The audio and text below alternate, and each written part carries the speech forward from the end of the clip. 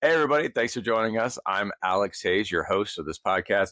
And today I have a very special guest with me, Ally Sanchez. She is the CEO founder of Aesthetic Lab Media, which is a niche boutique media company helping injectors. Yes, correct. So medical and aesthetic medicine, injectors, doctors, PAs, nurse practitioners, anybody in the aesthetic and wellness and basically healthcare field. That's amazing. So she is my special guest today because she is a longtime friend. Ally, thanks so much for being here on the show. Of course. Thank you for having me. Yeah, awesome. Looking forward to this one.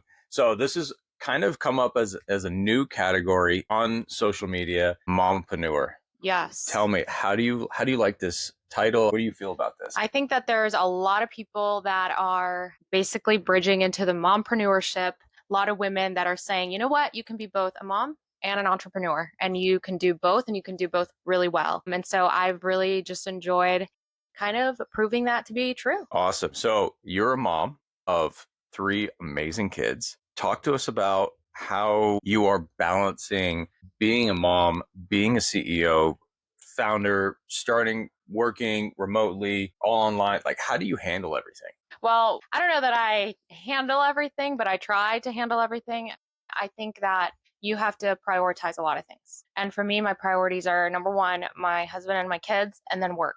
And so just keeping that in the forefront of my mind of nothing comes before my husband and nothing comes before my kids, and then it's work. And so I think that when you try to make sure that your priorities are straight and you're keeping those priorities in the forefront of your mind, that helps a lot. And also knowing when it's time to say no to things, knowing when it's time to, when your customers are asking for extras and they want it for free, or they want to throw extra things on there, and knowing when it's time to say no. That has been key, because if I just say yes every single time that they want something new, then I'm not going to be able to do my job well. And of course, the ones that are going to pay for it are going to be my husband and my kids.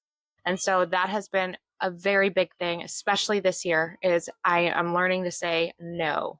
I love that. I love that. So setting clear boundaries with yourself, with your customers, your clients, and also it sounds like with your family, just making sure that you have your priorities straight and you don't compromise that any day of the week. Like everything stays organized, everything stays clear for you because you have such clear priorities and boundaries. So that's awesome.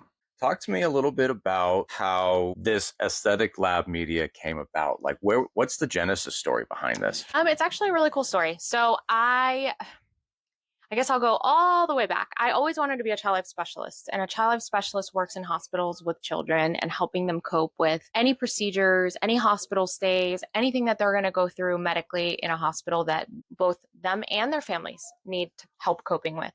That was a long-term goal for me from high school. And I didn't quite achieve that in high school. After graduating that, and went to college for something completely different and more in the psychology and counseling realm, which still is very applicable. After that, we had 2 medically complex kids.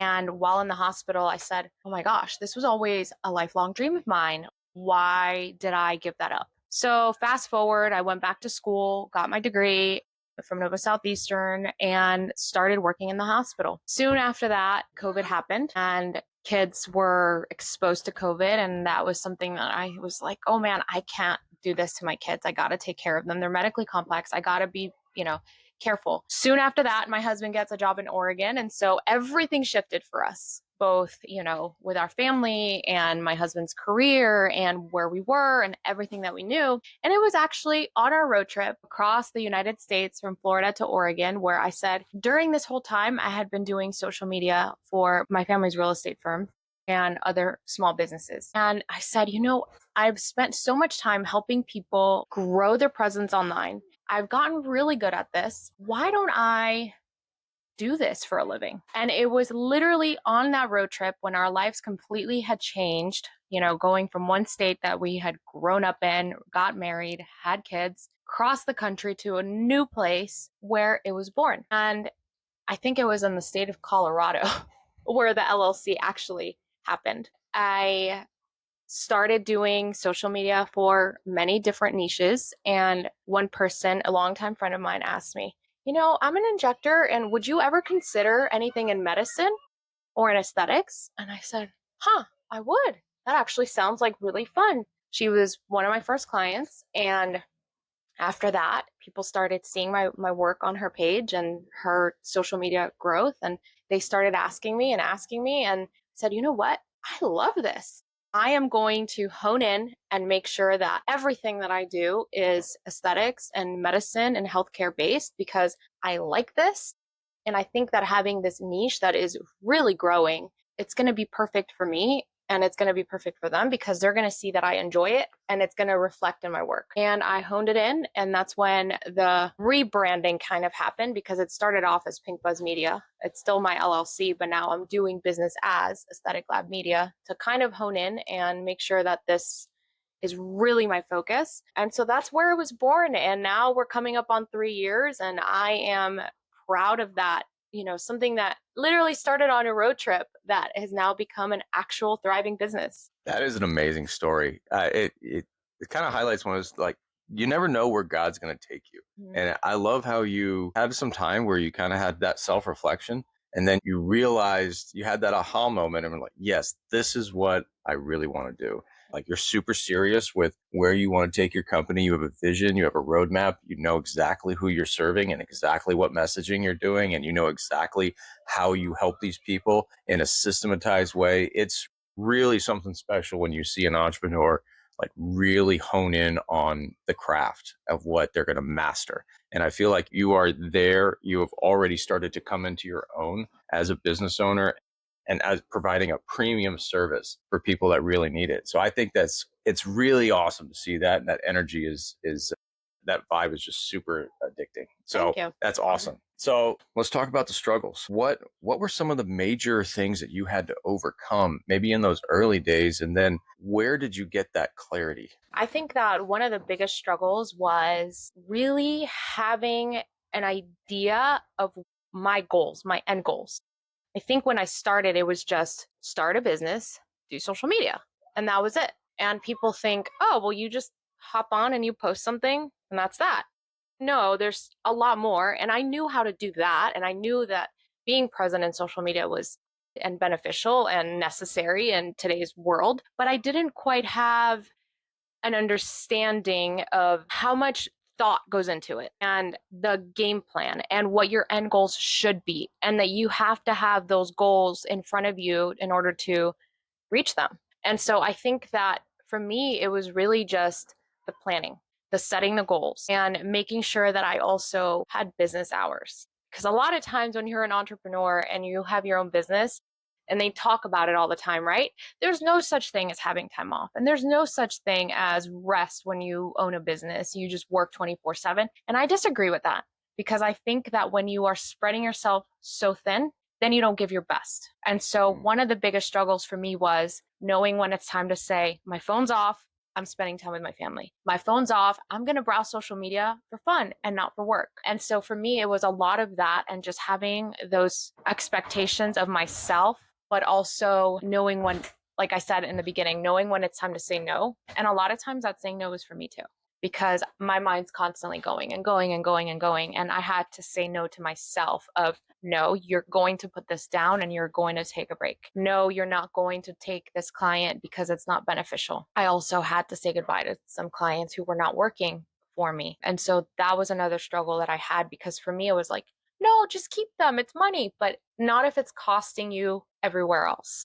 If it's costing your brand, if it's costing your sanity, if they're not aligning with the same goals that you have, you also have that choice. And that's one of the great things about being, the CEO of a company is that you do get to have a say in who you take on and who you don't take on. And so for me, it was really just, I guess if you were to put points, it's saying no, knowing when to say no, even if it's to yourself, knowing your goals and actually going for them and not just kind of being all over the place. I think those are the biggest ones. I fully support that. That is awesome. If you could go back to day one of starting your business, what would you tell Ally 3 years ago when this was all getting started, and that something Yeah. now that you wish you would have known when you first started? I guess if I knew one that I had a niche, is I would make sure that my branding is completely on point. And that is the one thing that when I started, it was Pink Buzz Media because it was my favorite color and it was buzzing on the internet and it just sounded cool to me at the time.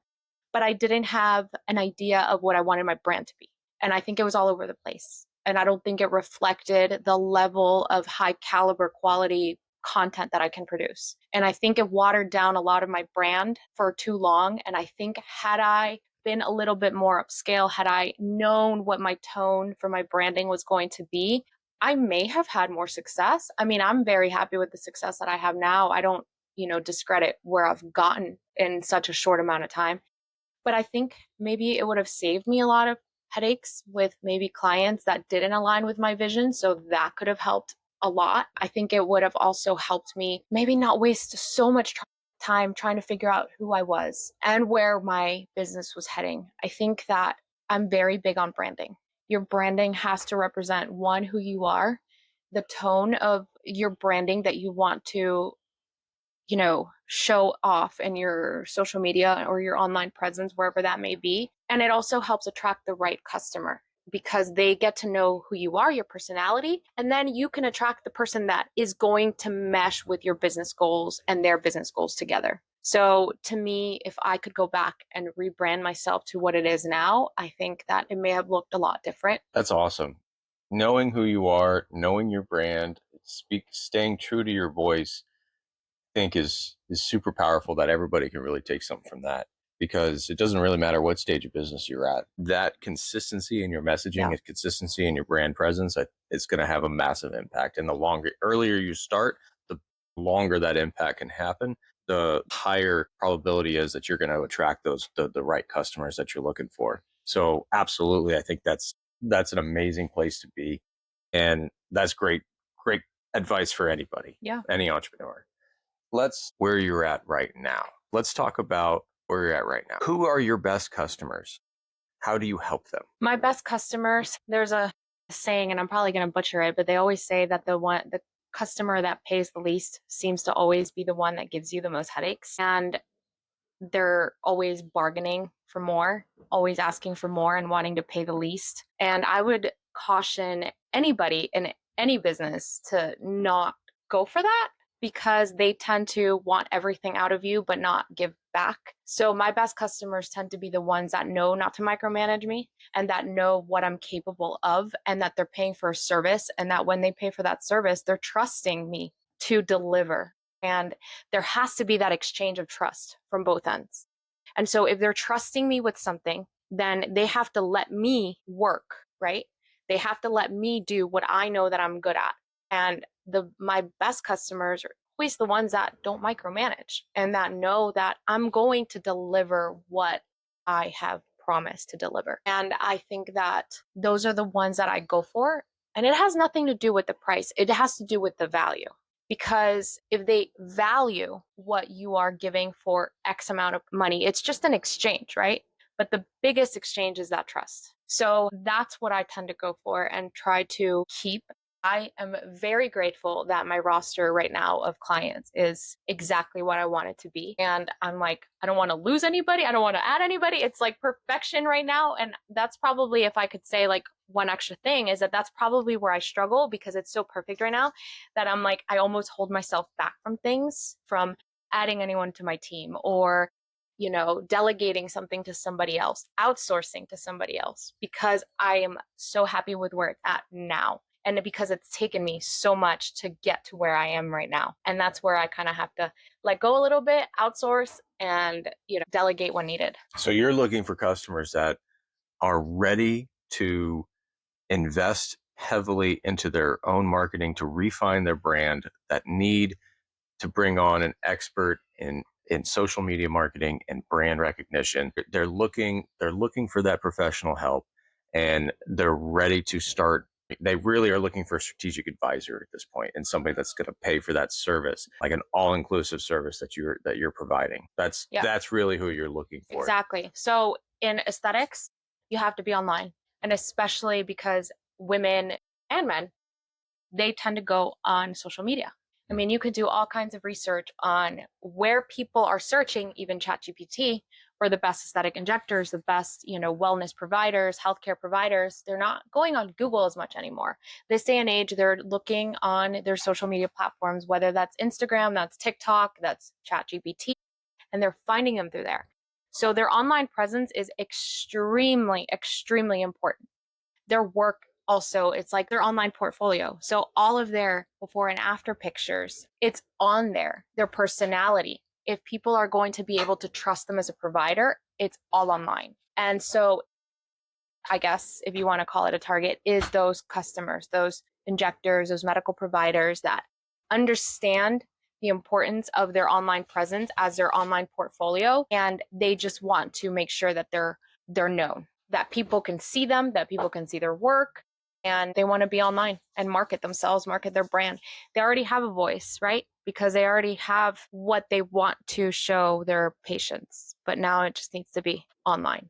Absolutely. So serious medical professionals that understand the value of social media marketing and are looking for an expert in the field to be able to bring on to their team and help expand their voice and expand their brand and refine that messaging to get more clients on and add to that top line and bottom line revenue. Exactly. So yeah, that's awesome. It's super clear. So if that sounds like you and that resonates with you, you need to follow the links in the description below for Ally Sanchez at Aesthetic Lab Media. So talk to us a little about your secret sauce. What is it that sets Aesthetic Labs Media apart from all the other social media or so-called gurus out there on advertising a similar service? But what is it about your service that you have that makes it special and unique and delivers so much value? I think it's funny that you mentioned that because it's very saturated. It's a saturated market. One, social media in general, and two, aesthetics. Very saturated. One of the things that I think makes me really different, and my clients would all agree and have mentioned it to me, is that being that there are so many injectors out there and they're all basically saying the same things, right? Because you can't really rewrite medicine. Medicine is medicine. But being that there are so many, how do they all look so different, sound so different with different tones of voice and different kinds of branding? And my secret sauce is that I really get to know my clients. I really get to know not just their personalities, but what their branding voice should sound like and they want it to sound like, what their ideal patient looks like. There's different demographics. Even though all my clients are in South Florida, there are very different demographics just in the, tri-county of Palm Beach, Broward, and Dade. And so they're all targeting different demographics. And so really getting to know what their potential patient is going to be like, the kind of patient that they want to go after, the type of work that they do, because even the injectors have very different levels of, more natural to the less natural, and just they're all different. And so for me to get to really know them and making sure that there is no such thing as a cookie cutter page, and that even though, yes, we might be using the same things like in Canva, they're all different. There are many marketers out there that unfortunately make a lot of the pages or a lot of the content look identical, and it completely washes them out because you're going through a feed and they all look the same. And I want the scroll stopping content that when somebody's scrolling, they want to stop. And the only way to do that is to really get to know the person, to really get to know their voice so that you become their voice online. That's all I'm doing. I'm them online. I'm representing who they are and their personality on Instagram. And if you have a cookie cutter page, you're not doing that. You're being cookie cutter Canva. Yeah. And I'm not here to be cookie cutter Canva. And I think that that's been my secret sauce. And I think that I have that knack for it. I also know medicine. That was part of my story, is that I went to school for it. I have medically complex children. So I've really gotten to know medicine. They know they don't have to handhold me with medical terms. And so for them to be able to just fully entrust that to me, knowing that I know what I'm talking about, that I know, medical lingo, and that sets me apart too, because I'm somebody that understands aesthetics. I'm somebody that understands medicine. And so I'm able to just kind of go fully in on the content. And I think that I also like it. And that's key. If you like something, you're going to do it with your whole heart and you're going to do it well. And when you don't like something, you don't give it your all. And so I think that that's been one of my biggest ingredients to my secret sauce. I love it. So it really sounds like the real differentiator is the relationship building that you have with your clients. And it's not a transaction, that you're not trying to just try to stack your books, stack your revenue, that you're really actually building a relationship with your clients in a way that's deep so that you can understand who they are and be able to replicate their voice on social media. And that's what I mean, that takes a different level of intensity. And I can see why that is a service that is above the rest, right? Above what the average, like you're saying, cookie cutter Canva frameworks are. That's really awesome. That's how deep and how intimate your relationship is with your clients. Yeah, and I really do try to have that. I really try to get to know them, and I try to make sure that they know that I know this is their business. I mean, they're trusting you with their business. And when you have that level of understanding that it's not just an exchange of payment for me, and that, hey, this is their baby. They're trying to grow something. They're trying to, build their name and build their business. When you have that level of respect for somebody's business, I think that also helps because they're trusting my business. So why wouldn't I, do the same for them? And I think what you said is huge, is that relationship, and that it's not just another person on the roster, because I technically could, and I've had to say no to some people, but for me, that's not worth it, because then it waters down the ones that I have already, and that's not fair for them. And so for me, relationship is first. That trust is first. And then making sure that I am bringing my top level performing content every single time instead of more. I'm more about the quality than the quantity. Love it. Love it. Let's uh, let's talk a little bit about where you are transitioning your business now with your rebrand, and how are you handling from a business perspective? How are you handling the rebrand? Like, what were the steps that you had to go to rebrand yourself, your company, and what does that transition look like for you? Well, like, what does that process look like? It's been a process. I've been wanting to rebrand for quite a while. And I was scared to rebrand because, you build trust, right? With whatever name you already have out there. And then to rebrand, it's like, oh my gosh, you're starting from scratch. But you're not starting from scratch because you're already starting from a place of knowledge, of tried and true. And so I had to really come to terms with that it's not starting from zero. You're starting from experience. And that was the first step for me, was just kind of saying, okay, I need to do this. Like, I feel this tug in my heart that I have to do this. And I've gotten nothing but compliments on the rebrand. Like, I can't tell you the amount of people that have said, I am loving this. Like, this is so much better. And so that's also been like encouraging me to keep going with the rebrand, because where I'm going to is, one, continuing to, put myself out there. I wasn't doing that. I was showing up for all my clients and not myself, because I mean, you're spending so much time on social media doing it for everybody else that it's exhausting for me to do it for myself, right? So part of that rebrand was, well, now you're going to go for it. You're going to outsource, and you're going to stop trying to do it yourself for everything. So my first step was hiring a photographer, just so that my entire feed could be cohesive with my branding, with my fonts, with my colors, with my pictures, with everything, so that when you look at that stuff, you already know that's Ally's post, right?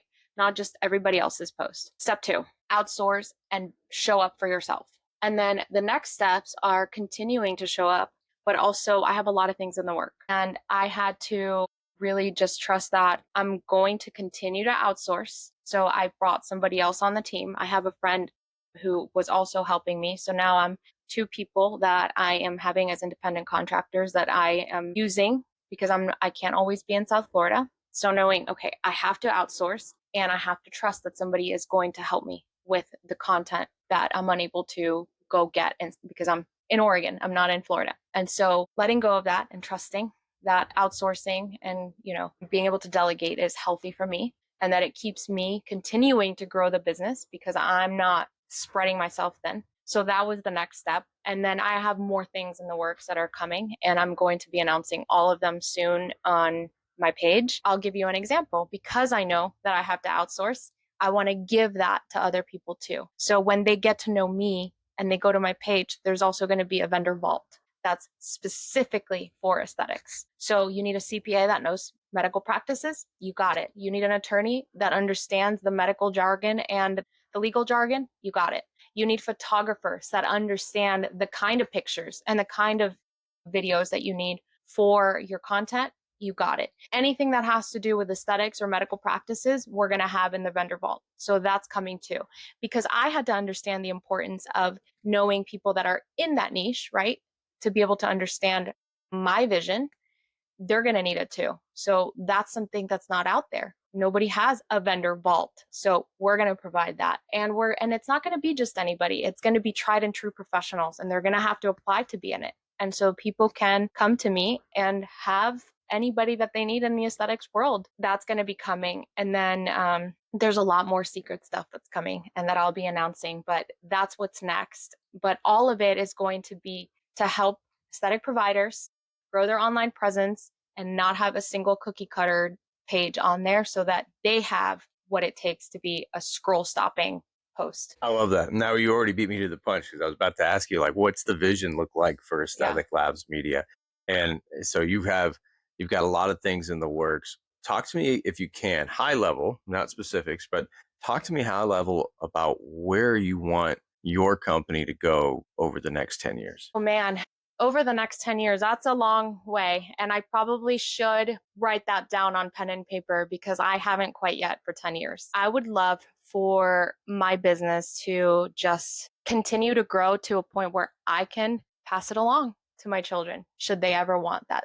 I don't want it to be like 10 years in Aesthetic Lab Media, dissolved and it's done. I want it to be the go-to marketing company for aesthetics. And I want it to continue with the same vision, that however social media, because it's always changing and the internet is always changing. I mean, we got ChatGPT now, and clients are having patients find them on ChatGPT. So wherever social media or any internet, whatever that may look like in 10 years, I want Aesthetic Lab Media to be like 10 steps ahead of everybody else, so that they're all the clients that we have through Aesthetic Lab Media know that, hey, they're having somebody that's forward in their thinking, and that they're beating everybody else to the punch, so that they know that they're going to get seen before anybody else. If you're a customer of Aesthetic Lab Media, you're going to be known before everybody else is known online, wherever that might look like in 10 years. So very forward thinking, but that's the end goal. So you're already building with more legacy in mind now, even though you're only a 3-year-old business doing super well in the middle of the transition. Your long-term vision is really is kind of summed up in just the one word, legacy. Like, you want it to be legacy.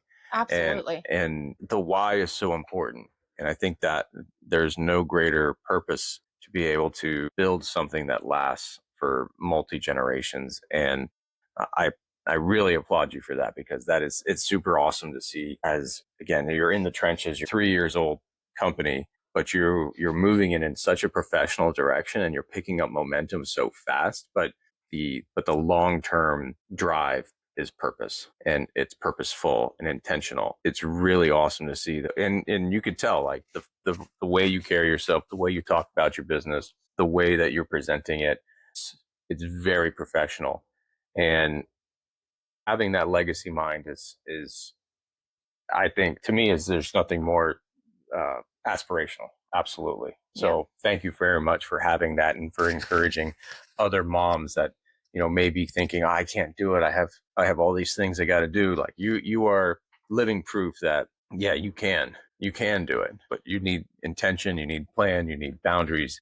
But with those things in place, you can have successful online business. Absolutely. You can. And I know many moms that are successful and that are doing it and that are balancing it all. That's, yeah, super powerful. I think homeschool moms are probably one of the most underappreciated and undervalued resources on the planet. Like, absolutely. You do not want to mess with homeschool moms. They have such grit and such determination, such fire, that they are a force to be reckoned with. And I think the United States in particular is waking up to that fact that these moms are not just investing in, and raising the next generation, but they're also raising the next generation of businesses. So I think that's super powerful to see. So with that, Ally, I'll give you the last word. What is something that you want to leave the audience? What's the best piece of wisdom that you can leave to the next generation of mompreneurs, entrepreneurs, and your community? Can I make a two thing? You can. Okay. Absolutely. So the two things would be, one, know that first and foremost, it's the Lord guiding you and that you got to start there, right? Praying about it, asking God for wisdom of where He wants your business to go to, because that's first and foremost. And then the second one is, don't be afraid to start, because the fact that you already started and are going for it is 10 steps ahead of everybody else who wanted to and never did. And I am so glad that on that road trip, on my phone in the state of Colorado, I created my LLC, not knowing if I would ever have a single client. And within a few months, I had one, and it just took one. And that's all it takes. And the first thing is that first step, because that first step will lead to that first client that will trickle down to more. Awesome. Super powerful. Again, Aesthetic Labs Media, Ally Sanchez. All of the links will be in the description below for Ally Sanchez and Aesthetic Lab Media. Check her out. If you are an injector or medical professional looking to get serious about your marketing and online brand and presence, you need to check her out right now. Find her, get a hold of her, because she is creating a movement in this industry specifically for you, and you will be missing out if you do not reach out and take advantage of what she's offering. With that, Ally, thank you so much for being here. Appreciate it. Yeah, and appreciate all you do for the community to inspire the next generation. Thank you.